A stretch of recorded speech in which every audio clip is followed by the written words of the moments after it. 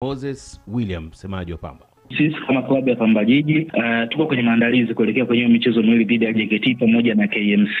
Ni mechi ngumu tunafahamu, na kimsingi tumeanza maandalizi takriban siku 6-7 za nyuma, almost juma lililopita, na tunamshukuru Mwenyezi Mungu maandalizi yanaendelea vyema, na jana tulicheza mchezo wa kirafiki wa ndani dhidi ya Tandabui Sports Academy, mechi ambayo tuliweza kushinda kwa magoli 8-0. So kimsingi kwenye ule mchezo halikuwa swala la magoli, lakini technical staff kuangalia kile ambacho train kwa almost wiki moja wameimprove kiasi gani kwenye eneo la fitness, ufundi na mbinu. Kwa hiyo tunamshukuru Mungu mambo yameenda vizuri, na kama ambavyo nafahamu watapumzika tu kupicha sikukuu, lakini Jumatatu shughuli itaendelea kama kawaida. Kwa hiyo tuseme tuko sawa sawa, tunafahamu aina ya mechi ambazo tunakwenda kucheza nazo, tahadhari zote za ndani na nje ya kiwanja tumezichukua.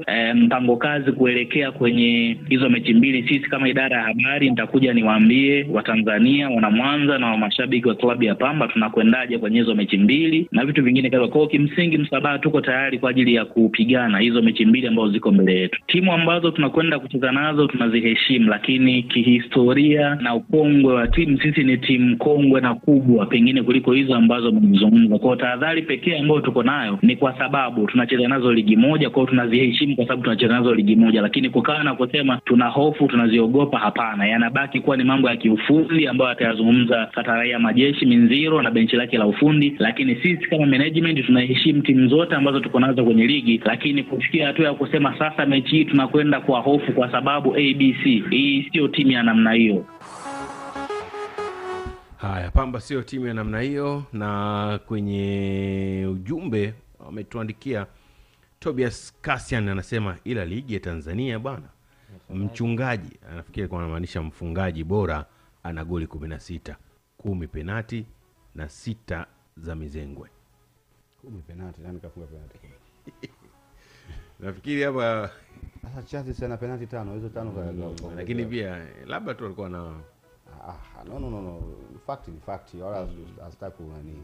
Hamna namna kuibeba hii. Hamna namna kuibeba. Penalti 5, nyingine free kick mtu anaweka. Okay, yes. Hamna goal offside. Hivi unajua katika mtu ambaye ana magoli clean ni Chelsea hapo.